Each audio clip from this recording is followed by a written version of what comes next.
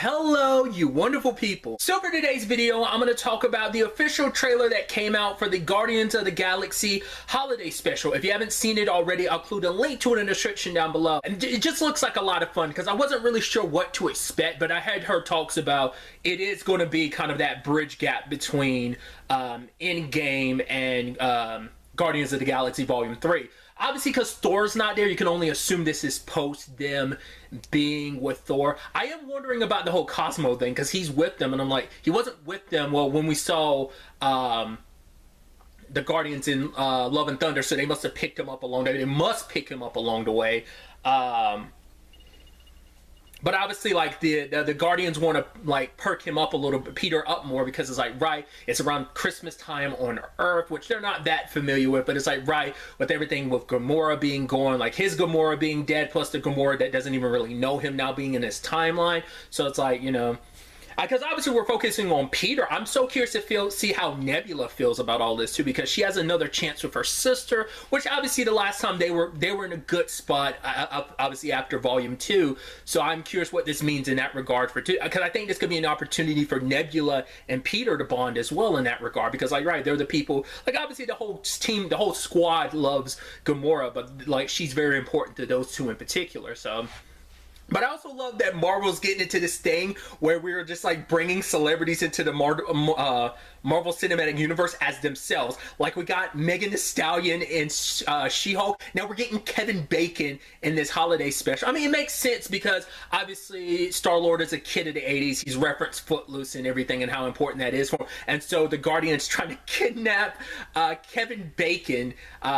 Especially because it's like, yeah, with all this superhero stuff going on, no one knows who the Guardians are. The Guardians don't spend enough time on Earth. They've only been here on Earth for like Endgame, so that's about it. So no one really knows them because they're galactically sure. But for Kevin Bacon, it's like, wait, Mantis and Drax, I don't know who these people are. These weirdos are breaking into my house trying to kidnap me. Like he doesn't realize, like, oh, these people are superheroes. Like once again, they're not Earth-based enough for him to really know enough. They haven't, you know, have any ties to Earth, you know, other than Peter, and you know, Peter hasn't been back, like I said, since Endgame.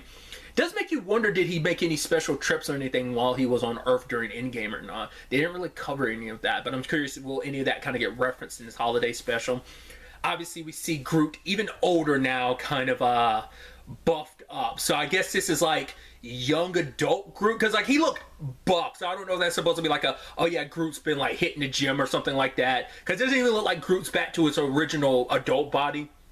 Because we got baby Groot, we got teen Groot, and I'm assuming this is supposed to be young adult Groot, maybe the Groot we've known as like old man Groot, like if you want to go by old man Logan standards. But it just feels weird to see it not in some, like, obviously we got some like space shots and stuff like that, but it just being something so small, just kind of like this little special that obviously like them like having shenanigans on Earth and maybe other planets as well. But it feels weird to see the Guardians in this light, but it also is like, it's the Guardians, so it feels so befitting. But it seems so weird seeing like Mantis and Drax like on Hollywood, you know, checking out like the Hollywood Walk of Fame and stuff like that.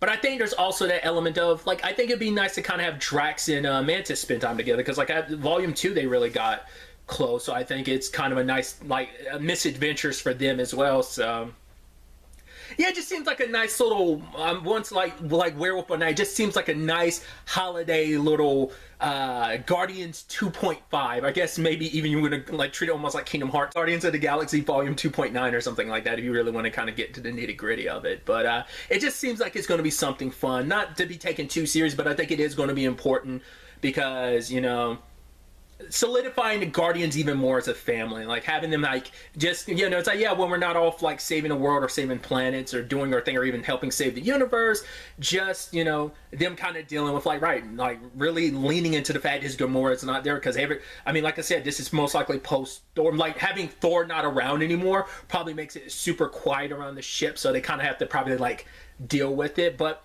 just what Peter had told Thor in Love and Thunder, hey, when you're kind of at your lowest, like look to the people you care about or who care about you, and that kind of reminds you, like, kind of, I'm butchering it, but basically you're not alone. And I think that's going to be a beautiful thing, kind of really leaning into. I mean, the holiday season is supposed to be a family time anyway, and why not spend it with this band of misfits that have become like quite the dysfunctional de facto family in the Marvel Cinematic Universe. So I don't know. Like I said, it just seems so weird and fun, and I'm so excited for it. I would assume it's going to be. I'm curious, is it going to be the same length as Werewolf by Night, or will it be a little shorter, a little longer? I'm curious on either front, but I do hope we do, because obviously there's rumors about like the holiday special or the special presentations.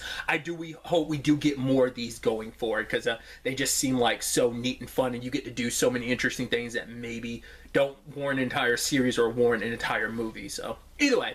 But obviously, these are just some of my thoughts. I'd love to get to know yours in the comments down below. What did you think? What do you expect from this holiday special? What do you want from this holiday special? Sorry. Just let me know your thoughts. But really, that's all I want to talk about. Until the next time we meet, be happy, be safe, live life to the fullest, and enjoy it. Good day and goodbye.